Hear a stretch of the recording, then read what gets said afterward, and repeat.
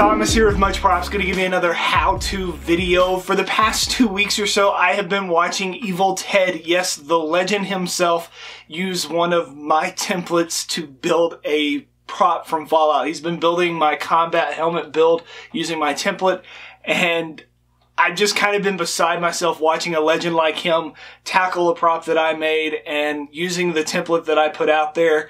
And I've been tuning into his live streams and actually getting to chat with him a little bit as he does so. And the man's awesome. If you've ever been around Evil Ted for 5 seconds or listened to him, you know he's one of the most genuine people that there are. And watching him do those builds kind of got me back into the mood of doing something else Fallout. But as a lot of you know, I'm a teacher by day and I'm kind of running out of time here before school starts. If you're watching it when I release it, literally my school starts next week, so I'll have a new batch of students in, and I really needed to get out a build quick. So if I was going to try and tackle a Fallout build and do it justice, I just didn't feel like I had enough time, but I wanted to do something within that realm. So I decided to take a bunch of scrap materials, random pieces that I've bought here and there, and some PVC, kind of throw it together and make my own melee weapon. So that is what we are going to do today. I am building a, we'll say, post-apocalyptic axe inspired by Fallout because Evil Ted lit a fire up under me, and of course we're going to put some rust on it. So let's get to building. So this build is going to be of my own design, kind of based off of Fallout, the whole post-apocalyptic aesthetic. I bought this tent spike a while back from Harbor Freight, not really knowing what I was going to do with it, which is something I do very often. Sometimes I buy random bits that just kind of look interesting to me by shape. Then I started pulling random parts out of bins, the fake barbed wire, scrap pieces of 48mm EVA foam, and a bunch of other random things that I didn't use, along with a little bit of PVC. Then after sitting there and thinking for a few minutes, I kind of sculpt a game plan in my head. All labels are removed and plastic gets sanded.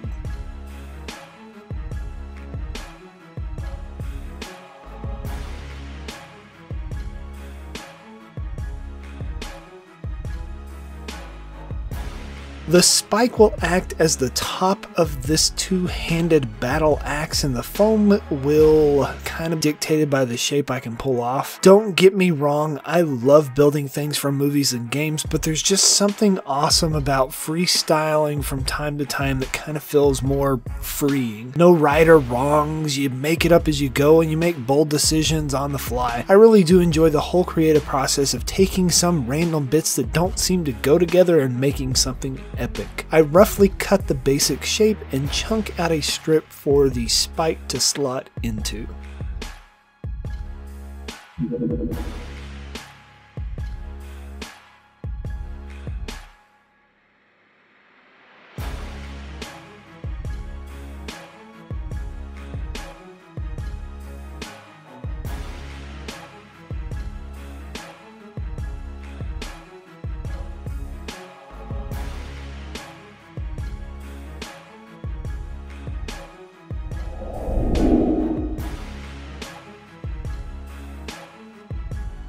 Now, if this was a pristine weapon, I would worry more about making sure that the sides were even and making sure that the pulls were clean when I go through the foam, but because I am making a rough, pieced together monster of a melee weapon, the sloppier I do these things, the better. I purposefully take out chunks, make parts uneven, and gouge out areas to give proper weathering and battle damage. This is where you tell the story of the action this weapon has seen. For beginners, this is a great way to work on your skills without worrying about stressing over perfection.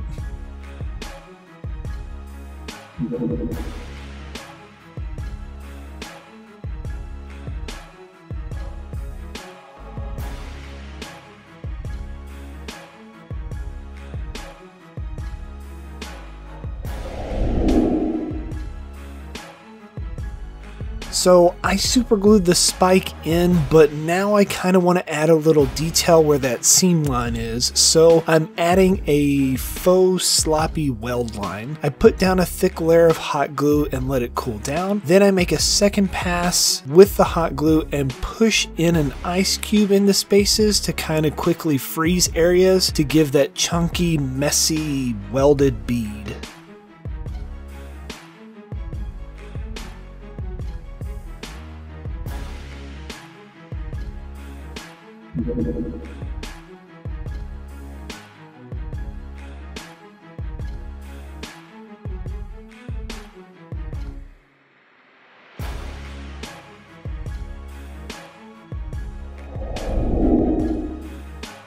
Since I was making it up as I went, certain parts get a little harder to do, so I needed to kind of bore out this hole here, and because I didn't do it beforehand, it's going to be a little more sketchy. So I put a rotary bit on my rotary tool and hogged out the hole. Make sure to wear a respirator with a face shield and work in a well ventilated area so that you protect your eyes and your lungs. And make sure to work in spurts so that I can pull the bit out and let the grinded up bits kind of fall away. Otherwise it heats up that plastic and foam inside and melts it, and then you burn yourself, or it'll overheat the bit and the bit will actually break.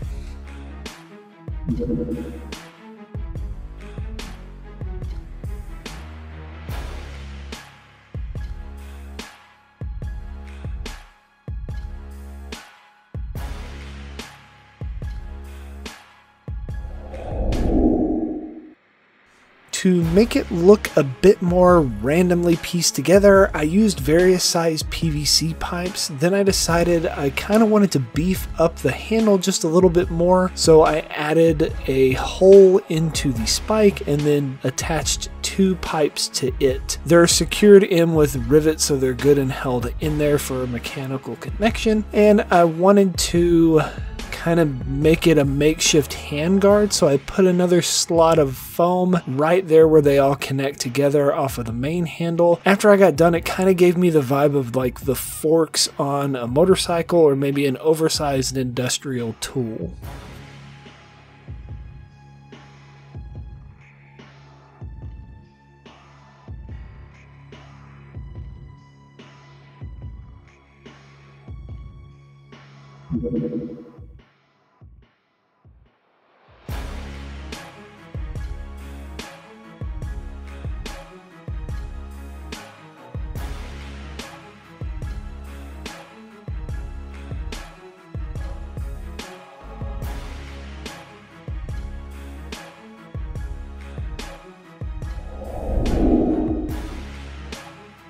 I played around with several ideas about detailing at this point, and eventually I settled on some resin cast bolts that I had laying around for some areas, and then a large nut that I carved out of a chunk of EVA. I bought this 48mm EVA from TNT Cosplay Supply online and have a couple of random chunks left over from a previous build.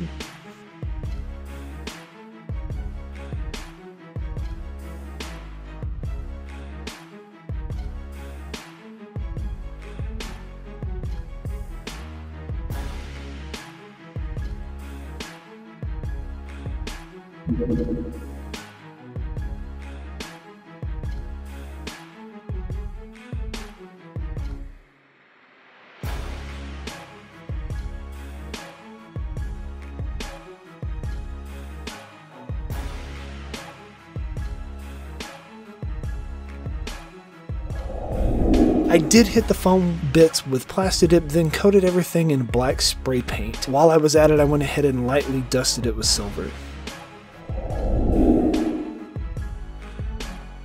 Those of you who have watched my channel for a while have seen me use this 3-step rust treatment from Modern Masters. I love this product. No, it's not a sponsor. I would love it if they would, but it always gives me an amazing result once I have applied it. A primer goes down first to kind of set up that foundation for the iron layer that is next.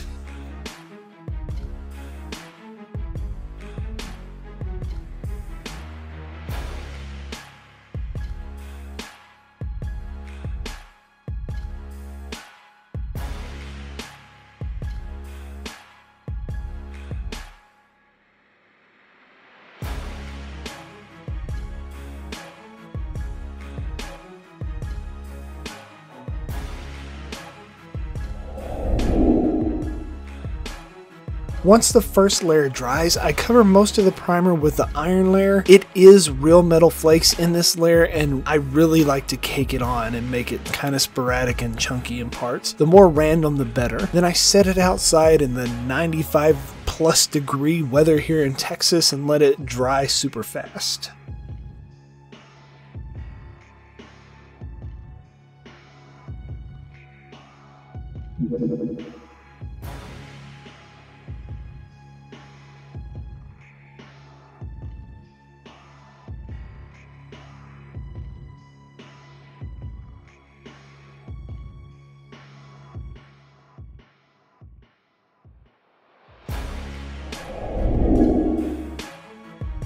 Last is the spray solution that starts the chemical reaction that speeds up the rusting process. I usually spray my items down twice to get a little bit more color variation. If you are in a crunch, you can blast this with a hairdryer or a heat gun on a low setting to speed up the dry time, which I did.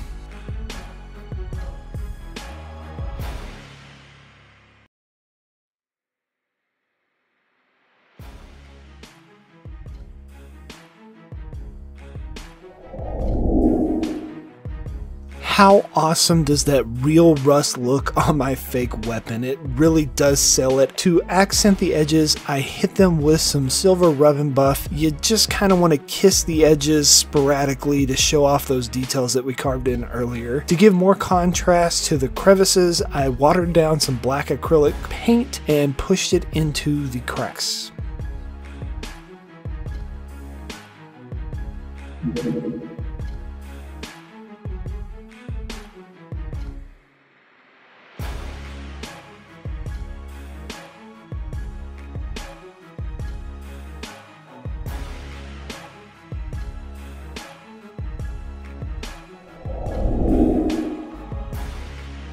You could choose a number of things to make the handle wrap with, and even, I guess, paint it the way that the rest of it was. I thought about medical and electrical and duct tape for potential ideas. Then I thought about possibly leather or doing it out of foam. Eventually, I decided to do what you see here. I put down a layer of torn t-shirts as a base to kind of bulk it up, and then I used some tattered gauze that I got from Spirit Halloween a while back to add a texture to the handle grip, really make it look worn. To age it a little bit further, I watered down some brown and black acrylic paint and pushed it all over the handle.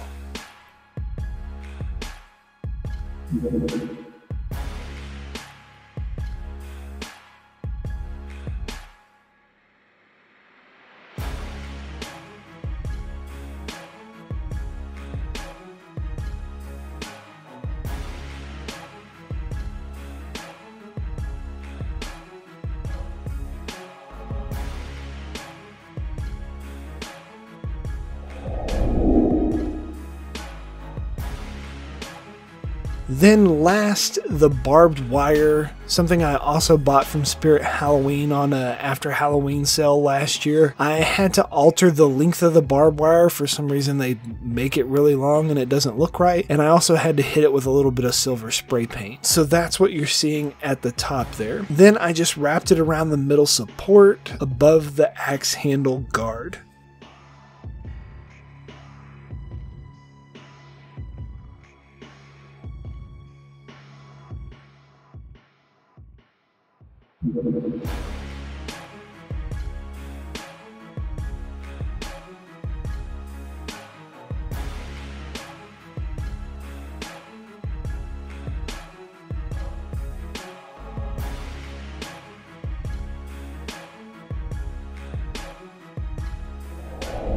And we are finished. Here is the end result. I don't know that I can get it in the screen all at one time. There you go.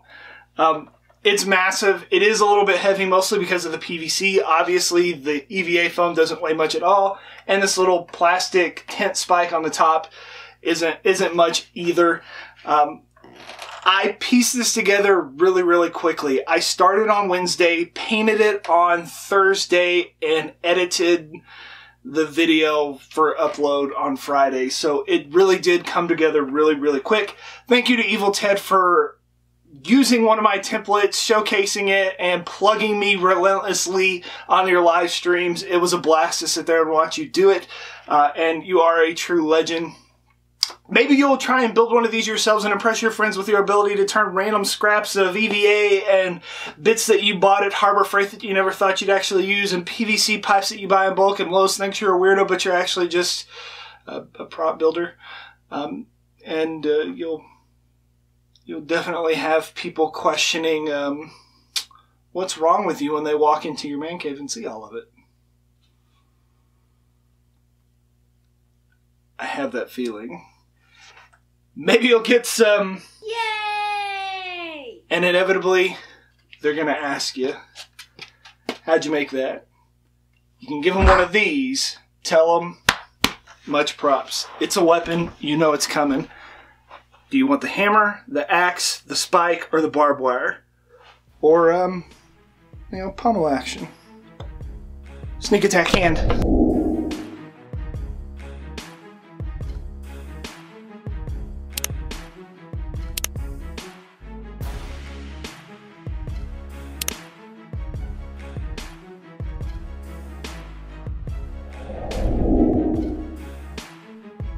If you enjoy what I do here on YouTube and want to join these awesome people you see listed here, please consider joining my Patreon so that we can build a bigger, better, more creative community together.